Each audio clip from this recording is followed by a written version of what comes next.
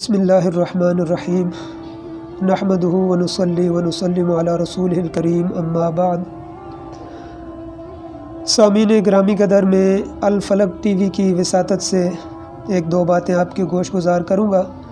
اللہ رب العزت ہمیں اپنے دین کی سمجھ عطا فرمائے اور اپنے احکامات پر عمل پیرا ہونے کی توفیق عطا فرمائے۔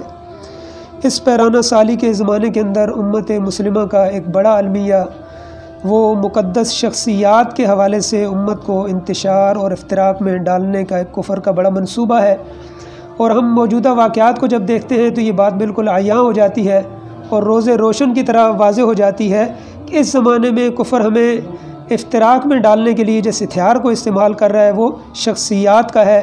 اور پھر ہم بھی بعض اوقات جذبات میں آ کر یا کسی بھی وجہ کے اندر آ کر ہم جلدی سے اپنا وہ فتویٰ یا اپنی جو بات ہوتی ہے صادر کر دیتے ہیں۔ ہم اس کو نہیں سوچتے کہ دنیا جس گلوبل ولیج کے دور سے گزر رہی ہے، اس زمانے میں ہماری ایک بات دنیا کے کونے کونے تک پہنچ جائے گی اور وہ کتنے لوگوں کے جذبات کو ٹھیس پہنچائے گی۔ ہمیں قرآن کا منہج بتاتا ہے اور پیغمبرانہ جو اسلوب ہے وہ ہمیں بتاتا ہے کہ اس کے بارے میں انسان کا نظریہ کس طرح کا ہونا چاہیے اور انسان کو کس طرح کی زبان استعمال کرنی چاہیے۔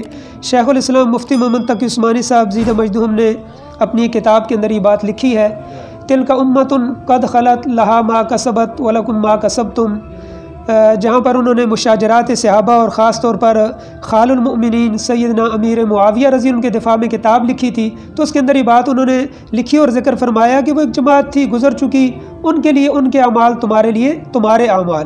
یہ قرآن کا گویا کہ اسلوب ہے۔ جو لوگ دنیا سے جا چکے، کسی بھی فرقے کے ہاں، کسی بھی جماعت کے ہاں وہ پسندیدہ شخصیات شمار کی جاتی ہیں، تو جب ہم سے ان کے بارے میں کوئی پوچھے یا ہم نے ان کے بارے میں کوئی لب کشائی کرنی ہو تو ہم کوئی ایسا لفظ بولیں جس سے دوسرے کے جذبات کو ٹھیس نہ پہنچے۔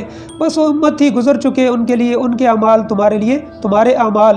اور پیغمبرانہ اصول بتاتا ہے کہ سیدنا موسیٰ علیہ السلام نے جب بڑے دربار کے اندر فرعون کو دعوت دی تو فرعون نے بھی محسوس کیا کہ ان کی دعوت کا اثر درباریوں کے دلوں تک پہنچ چکا ہے، تو اس وقت فرعون نے حضرت موسیٰ علیہ السلام کو گویا بات کی تاثیر کو کم کرنے کے لیے حضرت موسیٰ علیہ السلام سے سوال جواب کیے۔ فرمایا فمر ربکما یا موسیٰ، موسیٰ تمہارا رب کون ہے جس کی طرف ہمیں بلاتے ہو؟ فرمایا ربنا الذی اعطی کل شیء خلقہ ثم ہدی، میرا رب تو وہ ہے جس نے ہر چیز کو تخلیق دی، وجود دیا، اور پھر ہر چیز کو جلب منفعت اور دفع مضرت کے اصول سمجھائے، اور ہر چیز کو اس نے وجدان کی ہدایت نصیب کی۔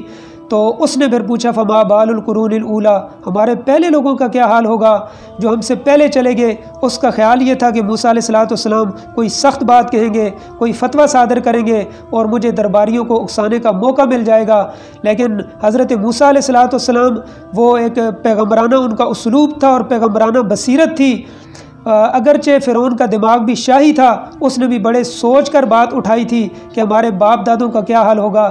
تو حضرت موسیٰ علیہ السلام نے فرمایا تھا علمها عند ربی فی کتاب لا یضل ربی ولا ینسیٰ، جن کا تو مجھ سے پوچھتا ہے ان کا علم میرے رب کی کتاب میں محفوظ ہے، نہ میرا رب بھٹکتا ہے نہ میرا رب بھولتا ہے۔ تو وہ اس کا پتہ تھا جو اس نے پھینکا اور وہ اس میں ناکام رہا، اور پیغمبرانہ بصیرت نے اس کے اس چال کے اوپر پانی پھیر دیا۔ تو ہمیں بھی قرآن سے رہنمائی لینی چاہیے اور ہمیں بھی پیغمبرانہ اسلوب اپنانے چاہیے، خاص طور پر شخصیات کے حوالے سے، کہ ہم ایسی کوئی بات نہ کریں جس سے کسی کی دل آزاری ہو یا امت مسلمہ مرحومہ افتراق اور انتشار کا شکار ہو۔ اللہ ہمیں اپنی مرضیات والی زندگی نصیب فرمائے۔ وآخر دعوانا ان الحمد للہ رب العالمین۔